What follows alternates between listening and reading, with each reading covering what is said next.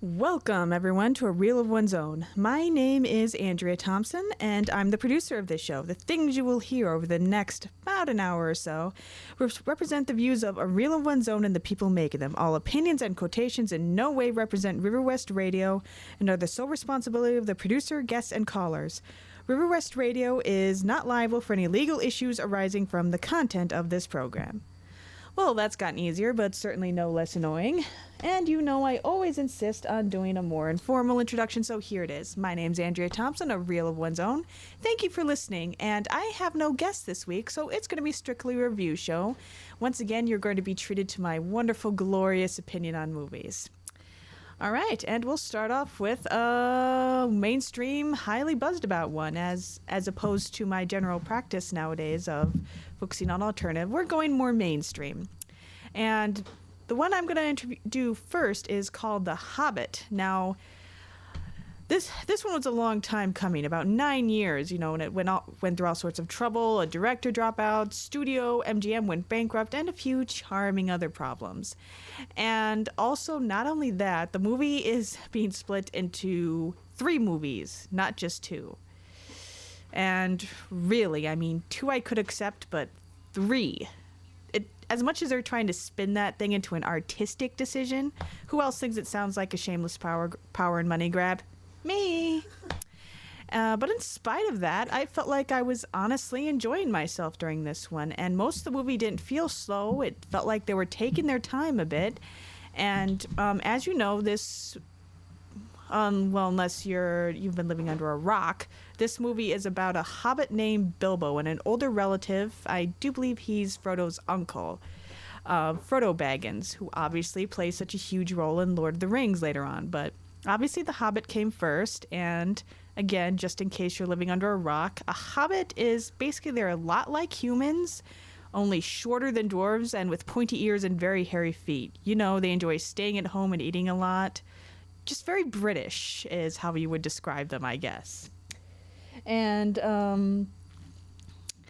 so basically, Bilbo is a hobbit who, in very hobbit fashion, doesn't want any adventure but of course, the wizard Gandalf, once again played by the splendid Ian McKellen, basically tricks him into hosting a party for a band of dwarves who have been chased from their home, the Lonely Mountain. And the opening narration kind of sets up this story that the dwarves once kind of had this amazingly rich, very peaceful kingdom with a great treasure with an obscene amount of gold. And, people came from all around. It was just, basically they kind of played up this kind of paradise for the dwarves. But unfortunately, all this wealth basically attracted the dragon Smaug, who basically forces everyone to flee, and the kingdom is pretty much lost and destroyed. And one of the dwarves in particular, Thorin, who is the rightful king, he's kind of had to drift from place to place to keep his people alive, basically. In any way he can. So Gandalf, he's decided to help them for his own reasons. He recruits Bilbo, who kind of reluctantly decides to aid them. When he decides, you see him running through this green paradise to Sarah Shane. I'm going to have an adventure.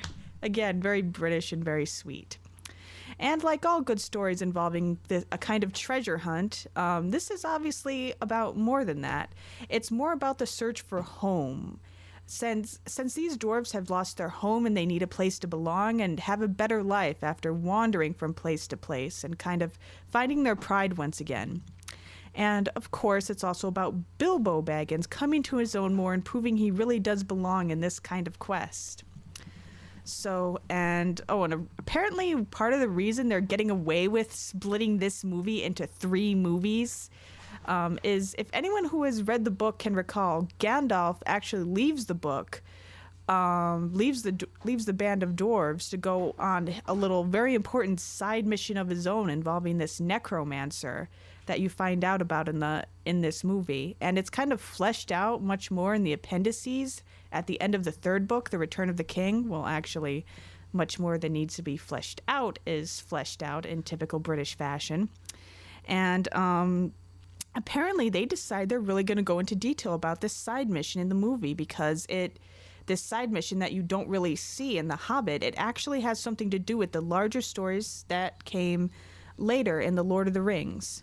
So yeah, it was really fun. I enjoyed myself, and a couple of movies like this recent Snow White movie, Snow White and the Huntsman and Mirror Mirror, that came out recently. They really have tried to take dwarves more seriously, and they didn't really succeed. But this movie really does. The dwarves are fun. They're warriors too, and you really feel for them throughout the movie. So they just seem really like a great bunch of guys to travel with, and they actually make the dwarves good looking too, which is kind of a change. You don't generally see kind of good looking dwarves that are relatable like this, and that are really the heroes. They're not anyone's sidekick, really. They're not under anybody.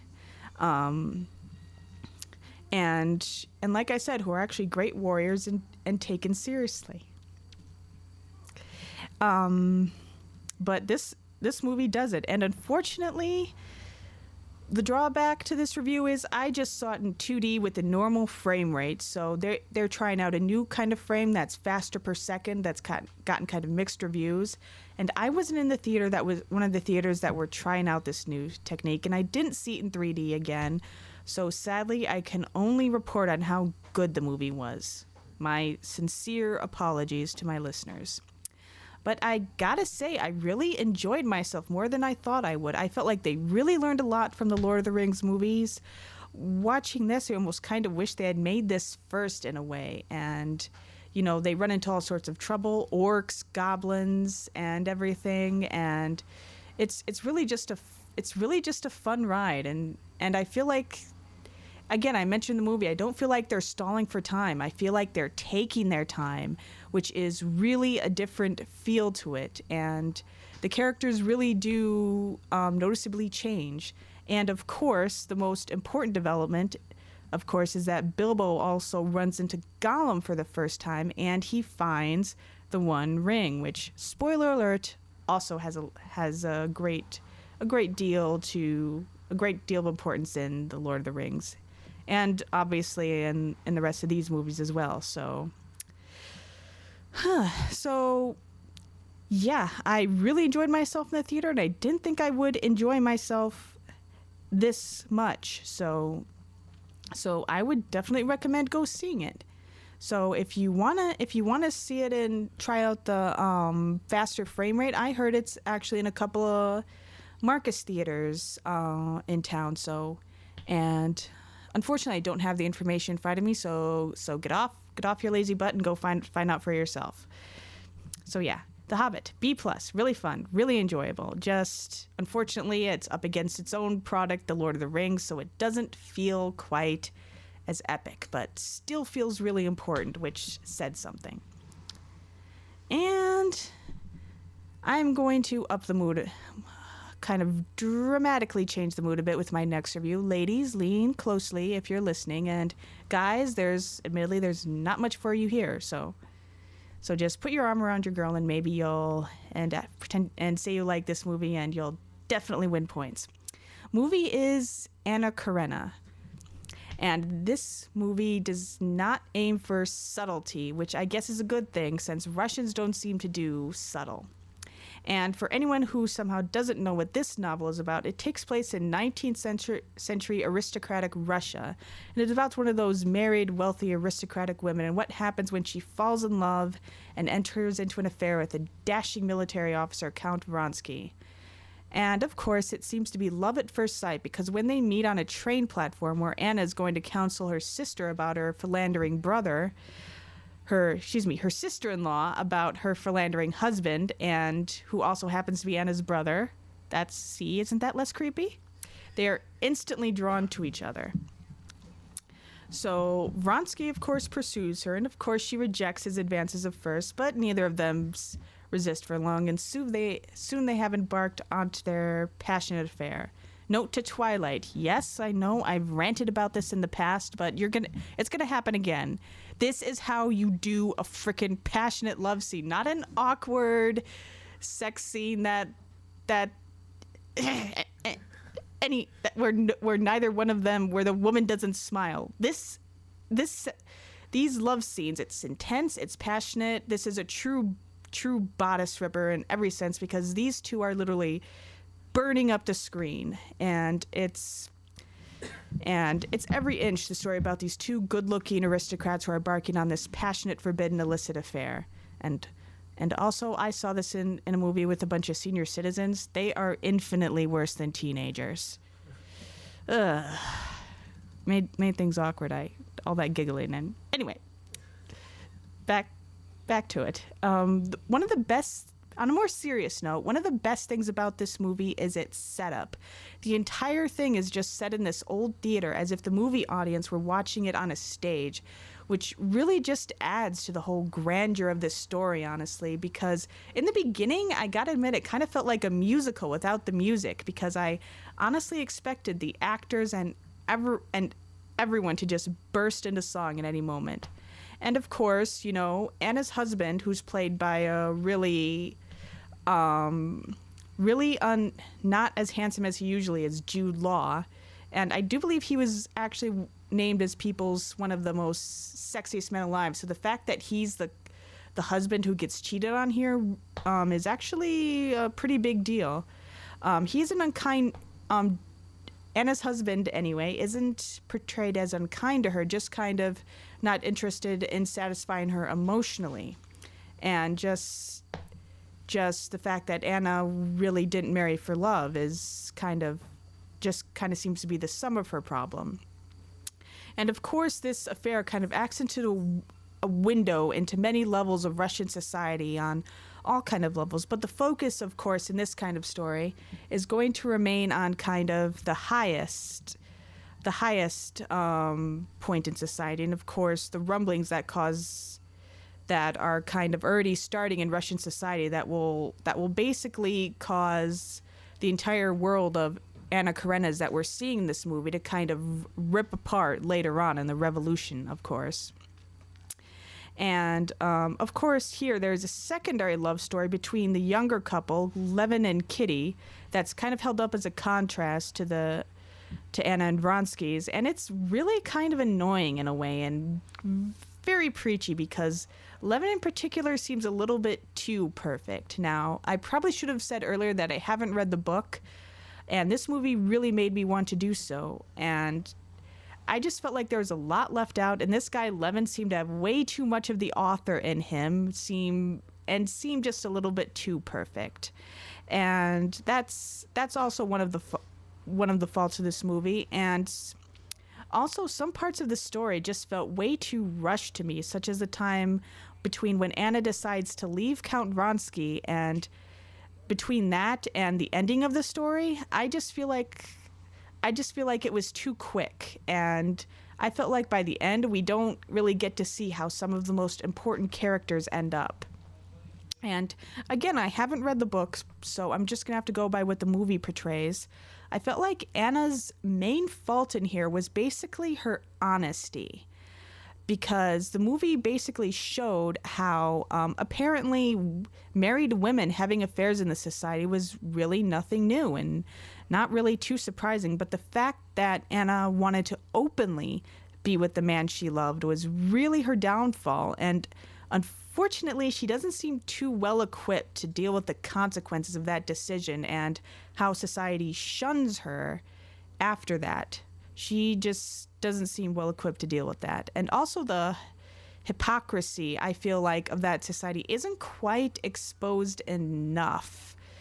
And I feel like good writing can really convey the same message of the double standard for women. We're all familiar with that, but I feel like good writing can kind of expose that in a new way, or do it in a way that doesn't feel cliche. And they just didn't really seem interested in addressing that.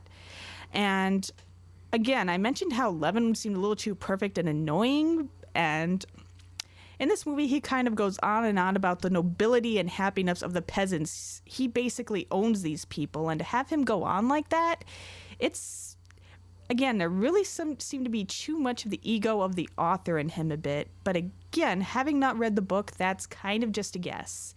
But again, it was really annoying. But other than that, the acting, the staging was amazing. It was very unique style. It was passionate. It was beautiful. And you'll still have a good time. And this story has been on the screen numerous times, and it's not often that someone could take such a well-known story and make you view it in a new way. So that was really impressive. So I would have to say for this one, solid B+, definitely worth seeing. And any guys who are listening, that wasn't too painful. And ladies, doesn't this sound so appealing to us?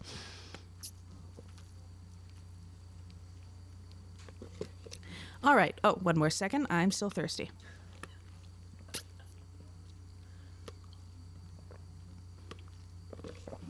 And I have quenched my thirst for now. Now, and again, I'm going to take another very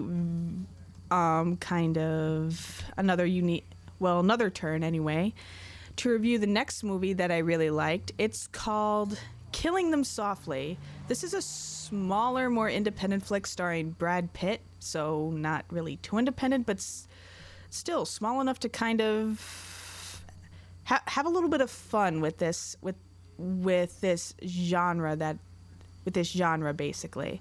And I'll explain more. The events of Killing Them Softly, it's set during the 2008 election, basically, near the end of 2008.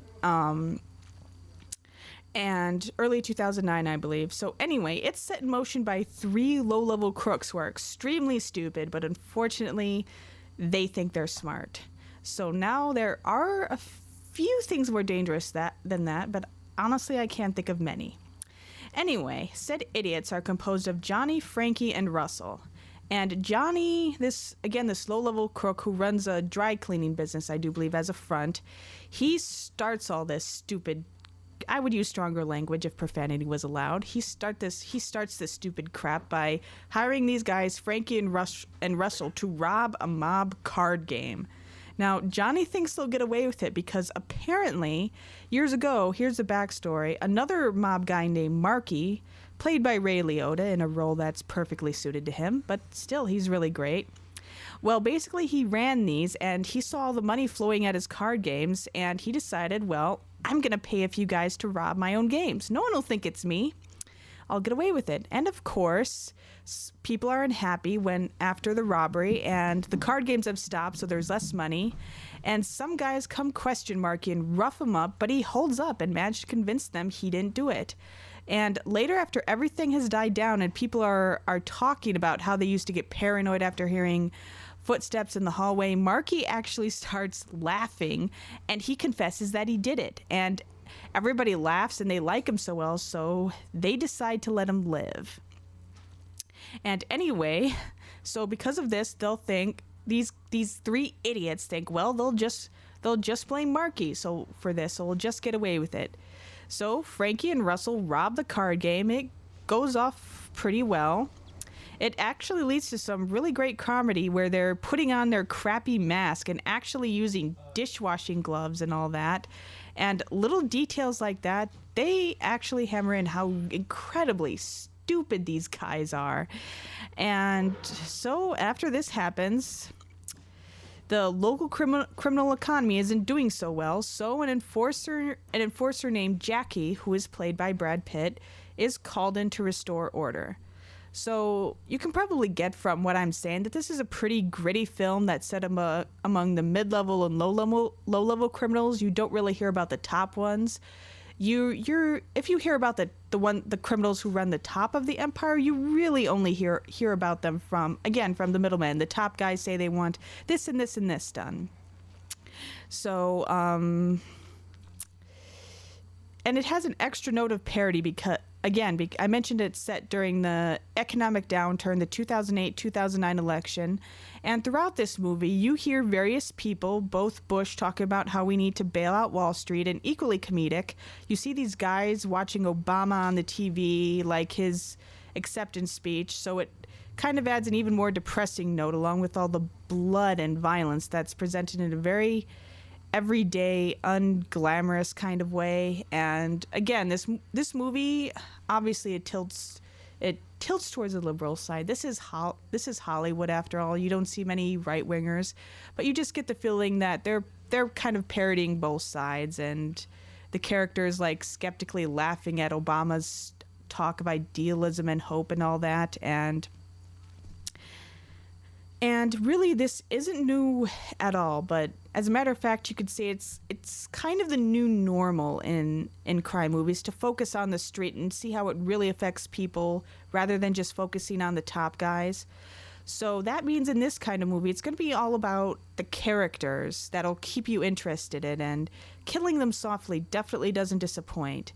It's kind of one of those rare movies that feels Quentin Tarantino-ish without feeling like they're trying to be Quentin Tarantino. So they're always fun. So you get, the conversations and everyday speeches, and stuff like that.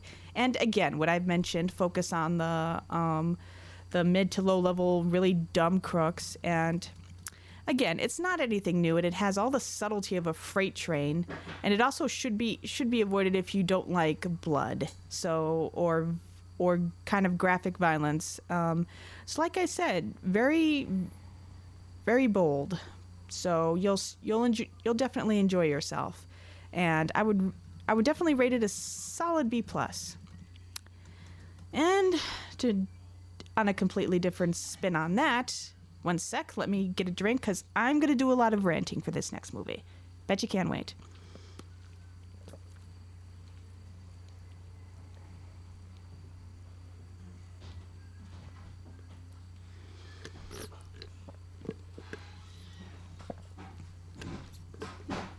Okay, sorry, a little more. Bear with me. Okay, and yes, I am drinking water, people. I'm not lying about that.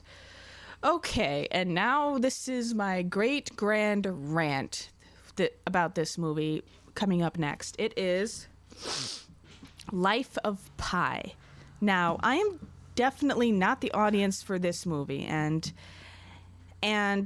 another reason why I kind of dislike this is because normally I try to avoid topics on my show like politics and religion in general, but obviously for this one I'm going to tell what a few of my beliefs are, because those beliefs are really going to affect how you see this movie, whether or not you really like this movie. So, okay, so here we go. I'll try and keep this brief, but, well, don't hold out any hope, folks. Okay. I guess you could call me, I'm not religious or spiritual at all. I guess you could kind of call me an agnostic. My philosophy is kind of Bill Maher. I don't know what happens when we die. Perhaps there is a God or something. And so it's that kind of thing. And I'm not philosophical at all. I feel that things happen. There's only one version of events pretty much. And it's just we, people, who let our bias and lack of information or just our refusal to face the truth from getting things confused. So make of that what you will, and you can't call in, so you'll just have to. And you can argue. And of course, the movie follows, in the movie, Pi follows a bunch of religions, like kind of what he likes from Hinduism, Islam, and Christianity, I do believe, and which is kind of irritating to me because someone who is kind of raised Christian, all these religions kind of seem incompatible. I guess they're kind of trying to say that all of them are kind of the path to God, but you've all heard my rant on that, and I'm going to rant a lot more about another topic this movie introduces later, so I have to save my voice and my ranting power. So now I have to say I must be the only person on Earth who has not read this book, so I'm just going to have to focus on the movie itself. Now, this is, of course, about a boy named Pi who gets stranded in a lifeboat after a shipwreck with a tiger, and I'm getting ahead of myself. The story is basically told in flashback in Canada from a now adult Pi to this novelist. So no real suspense there, I suppose, for anyone who hasn't read it. So anyway, Pi is telling the story from Canada to this novelist again, and he grew up in India as a child, Pi did, and his father owns his local zoo. And Pi takes a great interest in the animals, especially a tiger named Richard Parker. Yes, this tiger is named Richard Parker, apparently because of a clerical error. They mixed up the name of the guy who brought him or something and the tiger, so they listed the tiger as Richard Parker, and they liked it so much they decided to keep it that way. So anyway, in the movie, this is part of another reason that this movie gets under my skin, is Pi's interest in this tiger, Richard Parker, basically sticks his hand through the bars in order to feed it, I guess, because he says, I look in his eyes and I see a soul, and, there's nothing wrong with that per se. I lots of times I feel the same way. And anyway, his father sees this and says, you have to learn that this animal is dangerous. So he makes him watch this tiger kill and eat a goat. And then Pi says after that, the world kind of became a darker place. And I want to think like, yeah, it did, you idiot, because you just learned something that this tiger is actually dangerous and probably thinks about killing you a lot, And you're in danger whether this tiger has a soul or not. And, now this is going to get me into my second rant because of this. And because for a few years as a kid, I grew up on a farm in very small kind of rural area in Wyoming. Very small kind of rural area in Wisconsin. And for 8 years I lived in Wyoming, and I knew and was around a lot of people, a lot of actual cowboys and ranchers who made their living off nature. And it's funny that people who generally tend to live off nature like that, and not the tame nature you get in city parks and the zoo that Pi lives on, they tend to have the fewest illusions. Like on this farm, sure, I liked animals. I respected them a lot of the times, and I'm an advocate for animal rights to a certain extent, but I was always taught and made sure, because you have to, where I was growing up, be careful, because a lot of these animals, like even the seemingly harmless ones like the horses, they can kill you and or hurt you, especially the types we had. They were called Belgian draft horses, and their hoofs were, is it hoofs or hooves? Forget it. Anyway, their hooves, whatever, are these Belgian draft horses, their hooves were as big as your head. So when they were tied up in the barn, they didn't even have to wish you harm. They could just kind of fling their hoof back, and if it hit you, you might not get up for a while. And so yes, I got to wander in a cornfield and go tra-la-la, but I also saw chickens with their heads cut off. Some of my favorite cats, my favorite pets on the farm, they got eaten by owls, by coyotes. And so sure, I saw the very beautiful side, but I learned very quickly about the harsh side. And plus there was a time when I was warned not to touch the kind of barbed electrified fence, and I thought, I'm smart. I want to see what it does anyway. One finger and I was knocked flat on my butt. Didn't do that again. So again, a farm, people don't seem to go into a lot of the fact, the people I know and how it's depicted. Again, this gets under my skin because I feel like it's idealized and you learn very quickly that a farm and nature itself is very dangerous, and nature is beautiful. I'm not saying it's not. It gives you things, but it's also very harsh, and you are very subject to its whims, because if the crops don't go in a certain way, you plant too early or too late, you're in the hole, and it's hard to get out, that kind of thing. Okay, so anyway, when Pi is about 16 and in the grips of his first love, his father decides to close the zoo, sell the animals, and move his family to Canada.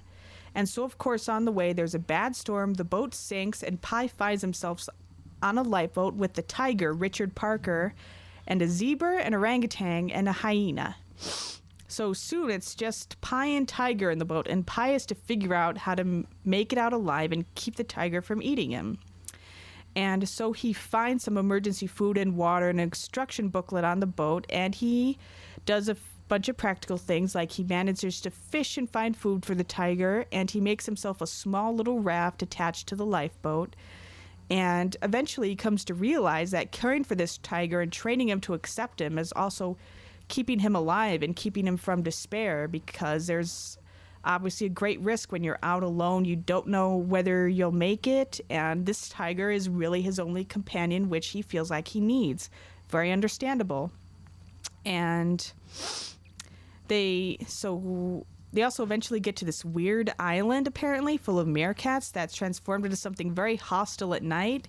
Apparently, at night, the island turns cannibalistic or something, and the water's acidic. So he finds a tooth in a piece of fruit, because apparently the island absorbed its last inhabitant. That kind of thing. So some kind of psychedelic things happen, let's just say. well, perhaps not psychedelic, but I'm using it anyway. And apparently when this is over, because, you know, this is told in flashback, it's no secret that he gets out of it. When this is over and people are asking him what happened, there are two versions of the story. The version with the tiger and a much bleaker version, let's just say. I don't want to give too much away if there's anything not to give away. So he asked, in the present day, where the adult Pi is telling the story to this novelist, he's asking, which version did you like better? And the novelist says that the Pi is telling the story to, he says, well, the one with the tiger. And you're left to decide what's true, I suppose.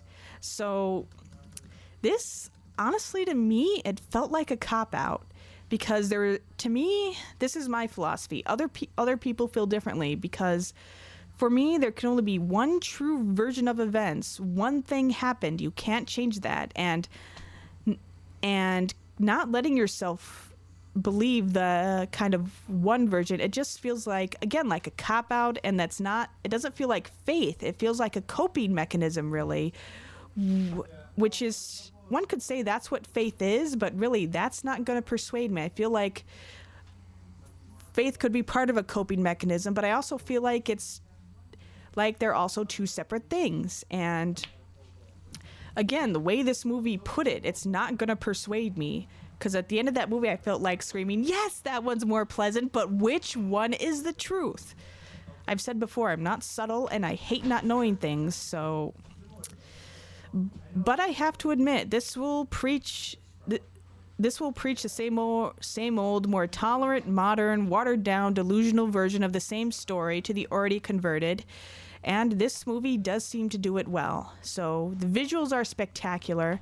The kid who plays the teenage Pi is great. The story is pretty good. There were some really good funny moments and some scary moments involving the tiger where I jumped. And this was the first film in a long time I thought, I really wish I was seeing this in 3D. So I really feel like I missed out on just the spectacular visuals that are in this. So if you can see it in 3D, I definitely recommend that. And also, if you're a follower of this message the movie is preaching, go. And even I found some things to enjoy here. So I would have to say solid B+, but I can't rate it higher because, well, I'm a sucker for the Disney moments and all that stuff. So if this movie couldn't really persuade me into enjoying it more, I can give it a higher rating. All right, and once again, I'm about to take a very different turn, and probably my last one. Now, this movie that I'm going to mention is one of the best movies I've seen in a long time, The Silver Linings Playbook. And it's quirky, it's fun, the leads are great, and it seems to do what it does just right. And this movie is about a guy named Pat, played by Bradley Cooper, who has just been released early, probably a little too early, from a mental health facility. And when he gets out, oh, pardon me, I must hydrate myself again. And again, it is water. I am just this weird without alcohol, so if you see me drunk, beware.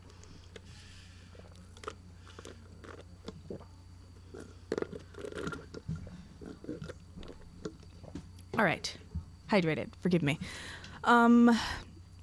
So anyway, once Pat gets out from this mental health facility, he finds out that his wife Nikki has moved away and has a restraining order on him after a violent incident that basically caused him to be put into the facility.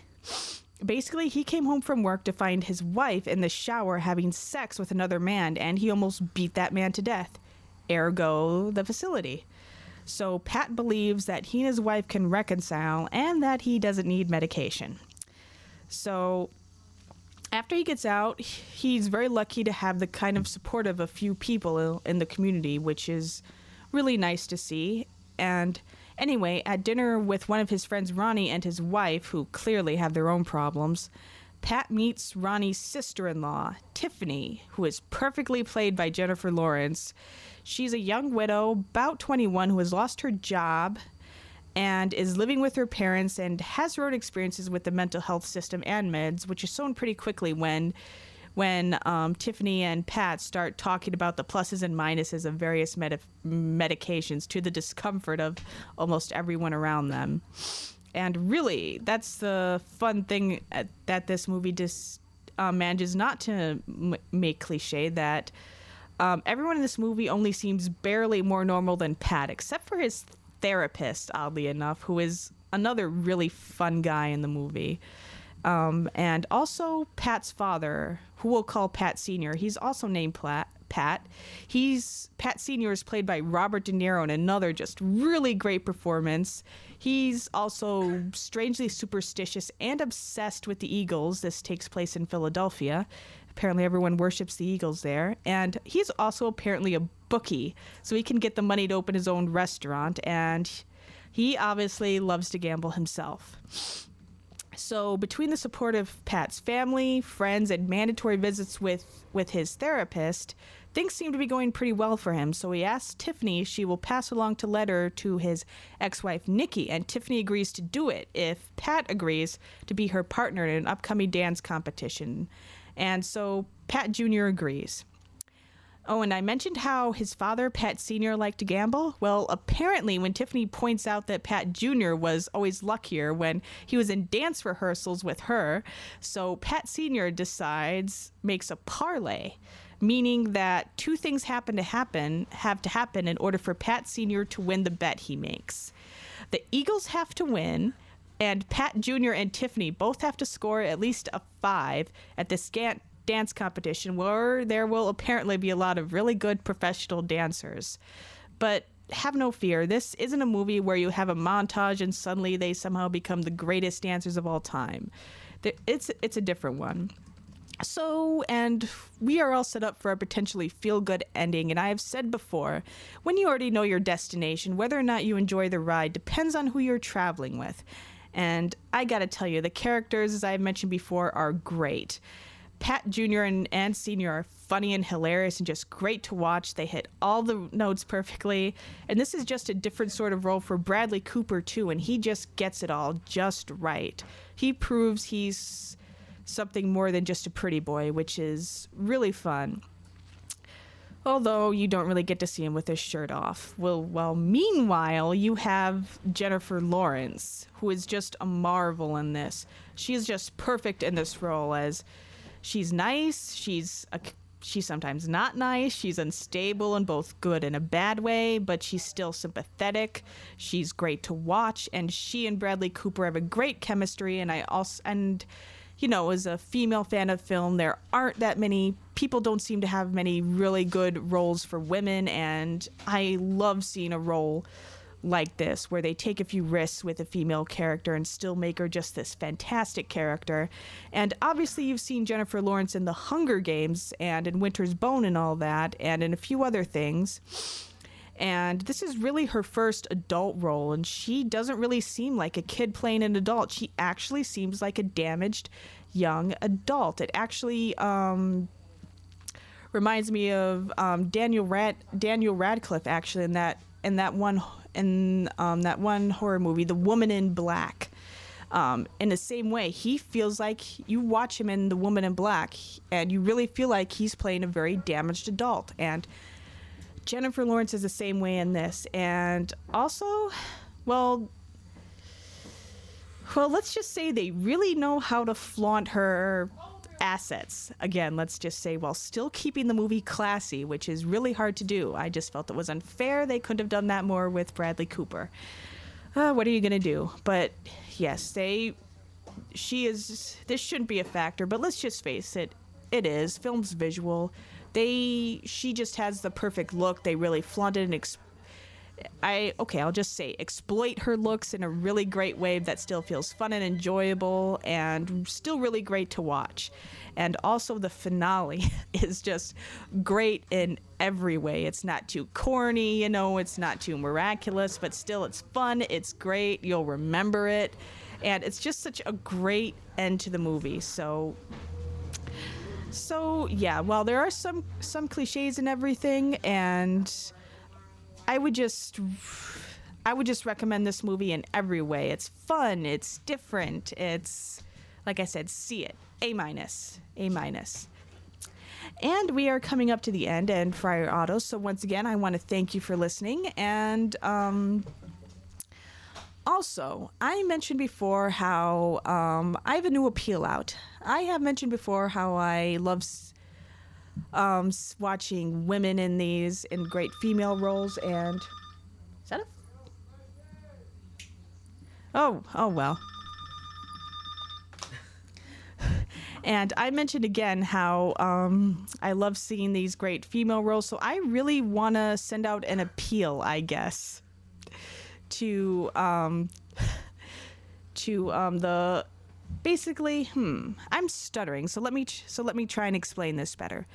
Basically, I've interviewed a lot of people, and I've enjoyed all those interviews. I'm not trying to knock them. I'm grateful to have them on my show, but one of the problems I have is that they've all been guys. And again, I've had a really great time interviewing them, but I want to send an appeal to some of the female filmmakers I've met. Please come out from where you're hiding. Contact me, A Reel of One's Own, on Twitter, or reelofOne'sOwn@gmail.com. Please contact me. I'd love to have you on and cast a light on female filmmakers in this city, especially female horror fans, because I'm due to interview a couple of people involved in those. And again, just ladies, actresses, female writers, directors, whatever. I'd love to have you on and showcase that. I hate to get repetitive, but it's something I've been thinking about for a while, so I'd really like to throw that out there.